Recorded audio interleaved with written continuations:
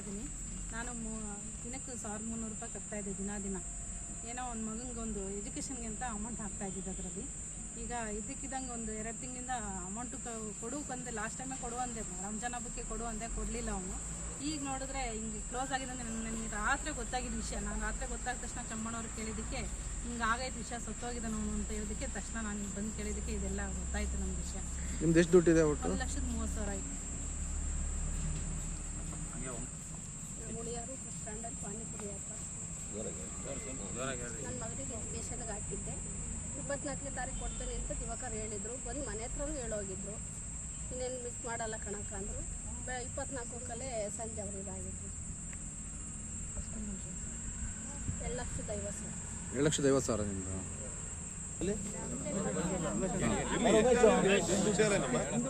ನಾವು ಪತ್ತಿನ ಸಹಕಾರ ದೇವರಾಜ ಅರಸು ಪತ್ತಿನ ಸಹಕಾರ ಸಂಘಕ್ಕೆ 10 ವರ್ಷದಿಂದ ದುಡ್ಡು ಕಟ್ತಾ ಇದ್ದು. ಮನೆ ಪ್ರಾಬ್ಲಮ್ ಭಾಳ ಆಗ್ಬಿಟ್ಟು ಇವತ್ತು ನಮ್ಮ ಪರಿಸ್ಥಿತಿ ಏನಾಗಿದೆ ಅಂದರೆ ಈಗ ಮಕ್ಕಳು ದುಡ್ಡು ಕಟ್ಟು ಹಾಳಾಗೋಗ್ಬಿಡಿ ಸ್ವಾಮಿ. ನಾವು ವಿಷ ಕುಡಿಯೋ ಪರಿಸ್ಥಿತಿ ಬಂದ್ಬಿಟ್ಟಿದೆ. ನಮ್ಮ ಪರಿಸ್ಥಿತಿ ಯಾರು ಹೇಳೋಣ? ಇವತ್ತು ಎಲ್ಲ ಮೋಸ ಆಗಿದೆ. ನಮ್ಮನ್ನು ಸಹಕಾರ ಮಾಡಿ ಸ್ವಾಮಿ, ಇದೆಲ್ಲ ಮೋಸ ಮಾಡಿಬಿಟ್ಟಿದ್ದಾರೆ. ನಮ್ಮ ದುಡ್ಡು ಸಹಕಾರ ಮಾಡಿ ಕೊಡಿಸ್ಕೊಡಿ ಅಂತ ನಾವು ಕೇಳ್ಕೊತಾ ಇದ್ದೀವಿ ಸ್ವಾಮಿ. 1,65,000 ರೂಪಾಯಿ ಕೊಡಬೇಕು ಸ್ವಾಮಿ. 3,65,000? 63,000 ರೂಪಾಯಿ. ನಾವೇನು ಮಾಡೋದು ಸ್ವಾಮಿ? ವಿಷ ಕುಡಿಯೋ ಪರಿಸ್ಥಿತಿ ನಮಗೆ ಬಂದಿದೆ. ಮಧ್ಯೆ ಬಿಡಿಸ್ಕೊಳ್ಳಿಲ್ವಾ ನೀವು? ಇಲ್ಲ ಸ್ವಾಮಿ, ಮನೆ ಕಟ್ತಾ ಇದ್ವಿ ಅಂತ ಮನೆ ಮುಂದಕ್ಕೆ ಬಂದು ಕೊಡ್ತೀವಿ ಅಂತ ಹೇಳಿ ಹೋಗಿರೋದು ಸ್ವಾಮಿ. 6 ತಿಂಗಳಿಂದ ಮನೆ ಮುಂದೆ ಬಂದು ಕುಂತಿದ್ದಾರೆ ಸ್ವಾಮಿ. ನಾವೇನು ಮಾಡೋದು? ಇದು ಹಿಂಗಾಗ್ಬಿಟ್ಟಿದೆ. ಕೊಡ್ತೀವಿ ಅಂತ ಹೇಳಿ ಹಿಂಗೆ ಮೋಸ ಮಾಡಿದ್ದಾರೆ.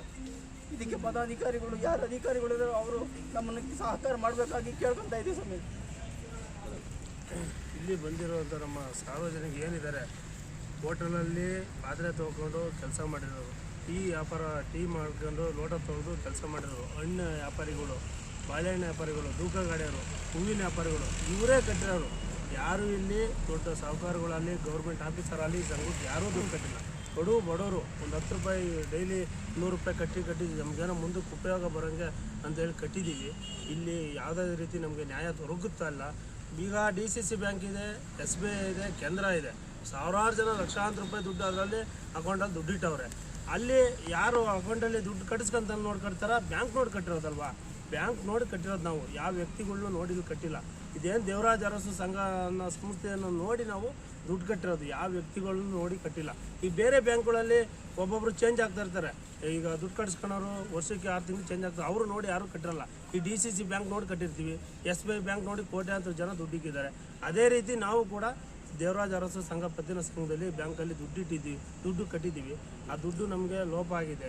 ನಮ್ಗೆ ಒಂದು ಒಳ್ಳೆ ರೀತಿಯಲ್ಲಿ ನ್ಯಾಯ ಬೇಕು. ಇದು ಈಗ 1 ವಾರದಿಂದ ನಡೀತಲೇ ಇದೆ. ಯಾರೂ ಇಲ್ಲಿ ಕೇಳೋರು ಇಲ್ಲ, ಹೇಳೋರು ಇಲ್ಲ. ಆ ಥರ ನಾವು ಬೀದಿಗೆ ಬಂದುಬಿಟ್ಟಿದ್ದಾರೆ ಜನಗಳೆಲ್ಲ.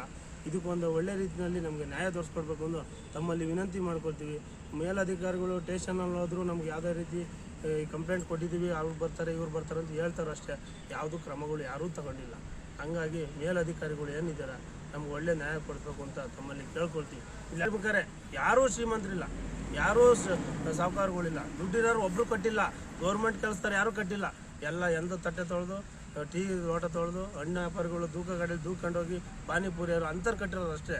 ಅವ್ರಿಗೊಂದು ಒಳ್ಳೆ ನ್ಯಾಯ ತೋರಿಸ್ಕೊಡ್ಬೇಕು ಅಂತ ತಮ್ಮಲ್ಲಿ ವಿನಂತಿ ಮಾಡ್ಕೊಳ್ತೀವಿ ಅಷ್ಟೇ ಸರ್. ಎಲ್ರಿಗೂ ನಮಸ್ಕಾರ. ನಾನು ಚಿಕ್ಕನಾಯಕನಹಳ್ಳಿ ತಾಲೂಕು ಕರ್ನಾಟಕ ರಕ್ಷಣಾ ವೇದಿಕೆ ಅಧ್ಯಕ್ಷ ಮಾತಾಡ್ತಾ ಇದ್ದೀನಿ. ಇವತ್ತು ಏನು ನಮ್ಮ ಉಳಿಯಾರು ದೇವರಾಜ ಅರಸು ಪತ್ತಿನ ಸಹಕಾರ ಸಂಘ ಇದೆಯೋ ಅದು ಸುಮಾರು ವರ್ಷದಿಂದ ಒಳ್ಳೆ ಬೆಳವಣಿಗೆಯಲ್ಲಿ ಬೆಳ್ಕೊಂಡು ಬಂದಿತ್ತು. ಜನಗಳು ಫುಟ್ಪಾತಲ್ಲಿ ಆಗಿರ್ಬೋದು, ಇವಾಗ ಹೇಳಿದ್ರು ಲೋಟ ತೊಳೆದಿದ್ದೀವಿ, ನಾವು ಪಾನಿಪುರಿ ಹಾಕಿದ್ದೀವಿ, ಬಾಳೆಹಣ್ಣು ಮಾರ್ತಿದ್ದು, ಫ್ರೂಟ್ ಮಾರ್ತಿದ್ವು ಅಂತೇಳಿ. ನಿಜ, ಖಂಡಿತ ನಿಜ. ಇಂಥವ್ರೆಲ್ಲ ಏನೋ 10 ರೂಪಾಯಿ ಉಳಿದ್ರೆ ಮುಂದೆ ಮಕ್ಕಳು ಎಜುಕೇಷನ್ಗೆ ಆಗ್ಬೋದು, ಮಗಳು ಮದುವೆಗೆ ಆಗ್ಬೋದು, ಇಲ್ಲ ಮನೆ ಕಟ್ಟೋಕ್ಕಾಗ್ಬೋದು, ಯಾವುದೊಂದಕ್ಕೂ ಅನುಕೂಲ ಆಗುತ್ತಲ್ವ. ನಮ್ಮ ಕೈಲಿ ದುಡ್ಡಿದ್ರೆ ಇರೋಲ್ಲ ಅನ್ನೋದಕ್ಕೋಸ್ಕರ ಅವ್ರು ಕಟ್ಕೊಂಬಂದಿದ್ರು. ಆದರೆ ಇವತ್ತು ಏನು ದಿವಾಕರ್ ಅಂತ ಪಿಗ್ಮಿ ಕಲೆಕ್ಟ್ ಮಾಡ್ತಿದ್ನೋ ಅವನು ಸೂಸೈಡ್ ಮಾಡ್ಕೊಂಡಿರೋದ್ರಿಂದ ಅವತ್ತು ಕ್ಲೋಸ್ ಆಗಿರೋದು, ಇವತ್ತಿನವರೆಗೂ ಬ್ಯಾಂಕು ಓಪನ್ ಆಗಿಲ್ಲ. ಇದ್ರ ಸಮಸ್ಯೆ ಏನಾಗಿದೆ ಅಂತ ಯಾರಿಗೂ ಗೊತ್ತಿಲ್ಲ. ಅದು ಬಾಗಿಲಾಕಿರೋದ್ರಿಂದ ಕಂಗಾಲಾಗಿದ್ದಾರೆ ದುಡ್ಡು ಕಟ್ತವರೆಲ್ಲ. ಅವ್ರ ಮಾಹಿತಿ ಯಾರಿಗೂ ಇಲ್ಲ. ಈಗ ಡೈರೆಕ್ಟರ್ ಇರ್ಬೋದು, ಇನ್ನೊಬ್ರು ಮುನ್ನೊಬ್ಬರು ಬಂದು ಅವ್ರಿಗೆ ಧೈರ್ಯ ತುಂಬ ಅಂತವ್ರು ಯಾರೂ ಇಲ್ಲ. ಇಲ್ಲಿ ಮೇಲಧಿಕಾರಿ AR ಆಗಿರ್ಬೋದು, DR ಆಗಿರ್ಬೋದು, ಯಾರೂ ಅವ್ರ ಸಮಸ್ಯೆಗೆ ಸ್ಪಂದಿಸಿಲ್ಲ. ಇಷ್ಟು ದಿನ ಆದ್ರೂ ಬಂದು ದಯವಿಟ್ಟು ಮೇಲಧಿಕಾರಿಗಳು ಯಾರಿದ್ದೀರಾ ಬಂದು ಅವ್ರಿಗೆ ನ್ಯಾಯ ದೊರಕಿಸ್ಕೊಡಿ. ಅವ್ರು ಕೇಳಿದರೆ ಇನ್ನೊಬ್ಬರ ಮೇಲೆ ಹೇಳೋದು, ಇನ್ನೊಬ್ಬರಿಗೆ ಮತ್ತೊಬ್ಬರ ಮೇಲೆ ಹೇಳಿದ್ದು. ಅಂದರೆ ಅವರು ಅಂಗಡಿ ಬಾಗಿಲು ಹಾಕ್ಕೊಂಡು ಅಂಗಡಿ ಮುಚ್ಕೊಂಡು ಬಂದು ನಿಮ್ಮ ಹತ್ರ ಬಂದು ಅವ್ರು ಗೋಳಾಡೋಕ್ಕಾಗಲ್ಲ. ಆ ಉದ್ದೇಶಕ್ಕೋಸ್ಕರ ಇಲ್ಲಿ ಪ್ರೆಸ್ ಮೀಟ್ ಮಾಡಿ ನಿಮಗೆ ಮಾಹಿತಿ ದೊರಕಿಸ್ಬೇಕು ಅಂತೇಳಿ ಈ ಥರ ಮಾಡ್ತಾಯಿದ್ದೀವಿ. ದಯವಿಟ್ಟು ಏನು ನಾವು ಮಾತಾಡಿದ್ವಿ ಇವಾಗ, ಈಗ ತಾನೇ ನಾವು DRR ಹತ್ರ ಮಾತಾಡಿದ್ವಿ. ಮಂಗಳವಾರ ಬಂದು ಏನು ಲೆಕ್ಕ ಪರಿಶೋಧನೆ ಮಾಡಿ ಯಾರಿಗೆ ತೊಂದರೆ ಆಗಿದೆ ಅವ್ರ ಕಡೆಯಿಂದ ನಾವು ಅನುಕೂಲ ಮಾಡಿಕೊಡ್ತೀವಿ ಅಂತ ಹೇಳಿದ್ದಾರೆ. ಆದಷ್ಟು ಬೇಗ ಬಂದು ಇದನ್ನು ಈ ಬಡ ಜನಗಳಿಗೆ ಅನುಕೂಲ ಮಾಡಿಕೊಡ್ಬೇಕು ಅಂತ ಕೇಳ್ತೀವಿ. ಎಲ್ಲ ಉಪಾಧ್ಯಕ್ಷರು ಕನ್ಬಸವಯ್ಯ ಅಂತ. ನಾವು ಅವತ್ತು ಎಲ್ಲರೂ ಫುಟ್ಪಾತ್ ವ್ಯಾಪಾರಿಗಳು, ಸೊಪ್ಪು ವ್ಯಾಪಾರಿಗಳು, ಹಣ್ಣು ವ್ಯಾಪಾರಿಗಳು ಎಲ್ಲ ಕಟ್ಟಿದ್ರು. ಅವತ್ತು ಅವನು ನೇಣು ಹಾಕೊಂಡಿದ್ದೀನಿ. ಸ್ಟೇಷನ್ಗೆ ಹೋದರೆ ಸ್ಟೇಷನ್ಗೆ ಅವ್ರು SI ಸಾಹೇಬ್ರು ಏನಂದ್ರು ಅಂದರೆ ನಾನು 3 ದಿನ ಬಿಟ್ಟು ಕೇಸ್ ಕೊಡತ್ರಿ ಅಂದರು.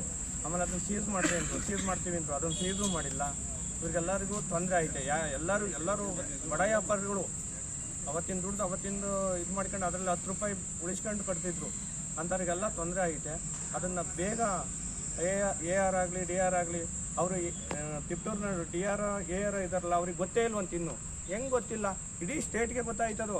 ಪೇಪರಾಗೆಲ್ಲ ಮಾಧ್ಯಮದವರು ಎಲ್ಲ ಇದ್ದಾರೆ, ವಾಟ್ಸಪ್ಪಲ್ಲಿ ಫೇಸ್ಬುಕ್ಕಲ್ಲಿ ಎಲ್ಲ ಹರಿದಾಡಿತ್ತು. ಅವ್ರಿಗೆ ಗೊತ್ತೇ ಇಲ್ಲ ಅಂತ ಹೇಳ್ತಾರೆ. ರಾತ್ರಿ SI ಸಾಹೇಬ್ರು ಫೋನ್ ಮಾಡೋಬತ್ತಿ ಅದು ಮುಂದಿನ ಕೆಲಸ ನಿರ್ವಹಿಸ್ಕೊಡ್ಬೇಕು ಅಂತ ಕೇಳ್ತೀವಿ. ಏನು ಮೊನ್ನೆ ದೇವರಾಜ ಅರಸು ಪತ್ತಿನ ಸಹಕಾರ ಸಂಘದಲ್ಲಿ ದಿವಾಕರ್ ಅಂತ ಅವರು ಪಿಗ್ನಿ ಕಲೆಕ್ಟ್ರು ನೇಣು ಹಾಕ್ಕೊಂಡು ಆತ್ಮಹತ್ಯೆ ಮಾಡ್ಕೊಂಡಿದ್ದಾರೆ. ಅದರಿಂದ ಏನು ಉದ್ದೇಶ ಏನು ಅಂತ ಸರಿಯಾಗಿ ಯಾರಿಗೂ ಗೊತ್ತಾಗ್ತಿಲ್ಲ. ಇದು ತನಿಖೆ ಮಾಡಬೇಕು. ಪೊಲೀಸ್ನವ್ರಿಗೆ ನಿನ್ನೆ ಕಂಪ್ಲೇಂಟ್ ಕೂಡ ಕೊಟ್ಟಿದ್ದಾರೆ. ಎಲ್ಲ ಏನು ಪಿಗ್ನಿ ಕಟ್ತಾಯಿದ್ರು ಎಲ್ಲ ಇವತ್ತು ನಮ್ಮ ಹುಡುಗಿಯರನ್ನ ಎಲ್ಲ ಅಂಗಡಿಯವರು ಇರ್ಬೋದು, ಫುಟ್ಪಾತ್ ವ್ಯಾಪಾರಿಗಳು ಇರ್ಬೋದು, ಮತ್ತು ಮನೆಗಳಲ್ಲಿ ಉಳಿತಾಯ ಮಾಡಿರ್ತಂಥ ದುಡ್ಡುಗಳು ಸಹಿತ ಹೆಣ್ಮಕ್ಳು ಸಹ ಕಟ್ಟಿದ್ದಾರೆ. ಇನ್ನೂ ಸಾಕಷ್ಟು ಜನ ಬಂದಿಲ್ಲ. ಎಷ್ಟೋ ಜನಕ್ಕಿನ್ನೂ ಅವ್ರದ್ದು ಏನೇನು ಕಟ್ಟಿದ್ದಾರೆ ಮಾಡಿದ್ದಾರೆ ಅಂತ ಗೊತ್ತಿಲ್ಲ. ಬಟ್ ಇದರಿಂದ ಯಾರಿದ್ದಾರೆ ಏನಿದ್ದಾರೆ ಅಂತ ಗೊತ್ತಾಗ್ತಿಲ್ಲ. ಬಟ್ ಈಗ ಸಂಬಂಧಪಟ್ಟ ಅಧಿಕಾರಿಗಳು, ಉಪನಿಬಂಧಿಕರು ಇಲ್ಲಿ ಬಂದು ಅದ್ರಲ್ಲಿ ಯಾವ್ಯಾವ ಇದೆ ಐಟಮ್ನ ಅವ್ರದ್ದೆಲ್ಲ ಡಾಕ್ಯುಮೆಂಟ್ನ ಸೀಸ್ ಮಾಡಿಕೊಂಡು ಅಲ್ಲಿ ಯಾರ್ಯಾರಿಗೆ ಎಷ್ಟೆಷ್ಟು ಹಣ ಸಂದಾಯ ಆಗಬೇಕು, ಎಷ್ಟೆಷ್ಟು ಹಣ ತಲುಪಬೇಕು, ಅದನ್ನು ವ್ಯವಸ್ಥಿತವಾಗಿ ಕ್ಲೀನ ಕೂತ್ಕೊಂಡು ಒಂದು ಪಟ್ಟಿ ಮಾಡಿ ಅವ್ರಿಗೆ ಬಡವರು ಅವತ್ತಿನ ಕೂಲಿ ಕೆಲಸ ಮಾಡಿ ಮತ್ತು ಊಟ ಹೊಟ್ಟೆ ಬಟ್ಟೆ ಕಟ್ಟಿ ಎಲ್ಲ ಕಟ್ಟಿದ್ದಾರೆ. ದಯವಿಟ್ಟು ಈ ಸಂಬಂಧಪಟ್ಟ ಅಧಿಕಾರಿಗಳು ಮುಂದಿನ ದಿನಗಳಲ್ಲಿ ಬಂದು ಸರಿಪಡಿಸಿ ಇದನ್ನೆಲ್ಲ ಅವರ ದುಡ್ಡುಗಳನ್ನ ವಾಪಸ್ ಕೊಡುವಂಥ ವ್ಯವಸ್ಥೆ ಆಗಬೇಕು. ಯಾರು ಲೋನ್ ಕೊಟ್ಟಿದ್ದಾರೆ ಅವ್ರು ಲೋನ್ ಕೊಟ್ಟಿರೋದನ್ನ ರಿಕವರ್ ಮಾಡ್ಕೊಳ್ತಾರೋ ಇಲ್ಲ ಇವ್ರ ಅಮೌಂಟ್ನ ಯಾವ ಥರ ಇದು ಮಾಡ್ತಾರೆ ಅನ್ನೋದನ್ನ ನೋಡಿಕೊಂಡು ಸರಿಪಡಿಸ್ಕೊಡ್ಬೇಕು. ಯಾಕೆಂದರೆ ಒಬ್ಬಿಬ್ಬರದಲ್ಲ, ಯಾರು ಇವತ್ತು ಎಲ್ಲ ಉಳ್ಳವರು ಇದ್ರ ಲೆಕ್ಕಾಚಾರ ಮಾಡಲ್ಲ. ಅವತ್ತಿನ ಕೂಲಿ ಕೆಲಸ ಮಾಡ್ಕೊಂಡು ಅವತ್ತಿನ ಜೀವನ ಮಾಡ್ಕೊಂಡು ಜೀವನೋಪಾಯ ಕಟ್ಕೊಳ್ಳೋದಕ್ಕೋಸ್ಕರ ಈಗ ಮನೆ ಕಟ್ಟಬೇಕು ಅಂತ ಹೇಳ್ಬಿಟ್ಟು ಮಾಡಿರ್ತಕ್ಕಂಥವ್ರು ಮನೆ ಕಟ್ಟಿ ಅರ್ಧಬರ್ಧ ಆಗಿದೆ ನಿಂತಿದೆ. ಅವ್ರುಗಳಿಗೆ ಬಿಡಿಸ್ಕೊಳ್ಳೋಕೆ ಅಂತ ಹೋದಾಗ 3-4 ತಿಂಗಳಿಂದ ಸದಾಯಿಸಿ ಇದು ಮಾಡಿದ್ರೆ ಕೊಟ್ಟಿಲ್ಲ. ಇದು ಸಂಬಂಧಪಟ್ಟವ್ರು ಯಾರಿದ್ದಾರೆ ಏನು ಬಾಡಿ ಇದೆಯಾ ಅವ್ರನ್ನೆಲ್ಲ ಕರೆಸಿ, ಇಲ್ಲಾಂದರೆ ಅಲ್ಲೇನಿದೆ ಡಾಕ್ಯುಮೆಂಟ್ ತರಿಸಿ ಎಷ್ಟು ಅಮೌಂಟ್ ಇದೆ ಅದನ್ನು ಲೆಕ್ಕ ಮಾಡಿ ಅವ್ರಿಗೆಲ್ಲ ಕೊಡುವಂಥ ವ್ಯವಸ್ಥೆ ಆಗಬೇಕು. ಇದು ಸಂಬಂಧಪಟ್ಟಂಗೆ ಪೊಲೀಸ್ ಠಾಣೆಗೆ ದೂರು ಕೊಟ್ಟಿದ್ದಾರೆ. ಮತ್ತು ನಾಳೆ ಇವತ್ತು ರಜೆ ಇದೆ, ನಾಳೆ ರಜೆ ಇದೆ, ಸೋಮವಾರ ರಜೆ ಇರೋದ್ರಿಂದ ಒಂದು AR DRR ಅವ್ರಿಗೂ ಎಲ್ಲ ಇದು ಸಂಬಂಧಪಟ್ಟ ಇವರೇನು ನೊಂದಿರತಕ್ಕಂಥವ್ರೆಲ್ಲರೂ ಹೋಗಿ ಎಲ್ಲೂ ದೂರು ಕೊಡ್ತಾ ಇದ್ದಾರೆ. ಮುಂದಿನ ದಿನಗಳಲ್ಲಿ ಇದ್ರ ಬಗ್ಗೆ ಏನಾದರೂ ಇವರು ನೆಗ್ಲೆಕ್ಟ್ ಮಾಡೋದು ಇನ್ನೊಂದು ಮಾಡಿದ್ರೆ ಇದ್ರ ಬಗ್ಗೆ ಮುಂದಿನ ದಿನಗಳಲ್ಲಿ ಇನ್ನೂ ಹೆಚ್ಚಿನದಾಗಿ ಹೋರಾಟ ಮಾಡಬೇಕಾಗತ್ತೆ. ಯಾಕೆಂದರೆ ಒಬ್ಬಿಬ್ಬರದಲ್ಲ, ಎಲ್ಲ ಬಡವ್ರದು. ದಯವಿಟ್ಟು ಸಂಬಂಧಪಟ್ಟ ಎಲ್ಲ ಅಧಿಕಾರಿಗಳು ಇದಕ್ಕೆ ಸ್ಪಂದಿಸಬೇಕು. ಸ್ಪಂದಿಸಲಿಲ್ಲ ಅಂದರೆ ಮುಂದಿನ ದಿನಗಳಲ್ಲಿ ತೊಂದರೆ ಆಗುತ್ತೆ. ಯಾಕೆಂದರೆ ಒಬ್ಬಿಬ್ಬರಿಗೆ ನೋವಾಗಿಲ್ಲ, ತುಂಬ ಜನಕ್ಕೆ ನೋವಾಗಿದೆ. ಅದನ್ನ ಹೇಳ್ಕೊಳಕ್ಕಾಗ್ತಾಯಿಲ್ಲ. ಹೇಳ್ಕೊಂಡ್ರೆ ಎಲ್ಲಿ ನೋಡಿ ಇವರೇನೋ ಅವ್ರ ಮೇಲೆ ತೊಂದರೆ ಮಾಡಿದ್ರೋನೋ ಇವರಿಂದ ಏನು ಫೋರ್ಸ್ ಆಗ್ತಾ ಇದೆಯೋ ಅನ್ನೋ ಲೆಕ್ಕಾಚಾರ ಮನೋಭಾವನೆ ಇಟ್ಕೊಂಡು ಸಾಕಷ್ಟು ಜನ ಮುಂದಕ್ಕೆ ಬರ್ತಿಲ್ಲ. ಆದರೆ ದುಡ್ಡು ಕಟ್ಟಿದಾರಂತೂ ಸತ್ಯ, ಕಟ್ಟಿರೋದಂತೆಲ್ಲ ರಿಸಿಪ್ಟ್ ಎಲ್ಲ ಇದೆ. ಆ ರಿಸಿಪ್ಟ್ ಸಮೇತನೆಲ್ಲ ಪಟ್ಟಿ ಮಾಡಿ ಸ್ಟೇಷನ್ ಕಂಪ್ಲೇಂಟ್ ಕೊಟ್ಟಿದ್ದಾರೆ. ಅಧಿಕಾರಿಗಳಿಗೆ ಸ್ಪಂದಿಸಬೇಕು. ದಯವಿಟ್ಟು ಇದ್ರ ಬಗ್ಗೆ ಹೆಚ್ಚಿನ ಕಾಳಜಿ ವಹಿಸಬೇಕು ಅಂತ ಕೇಳ್ಬೋದು.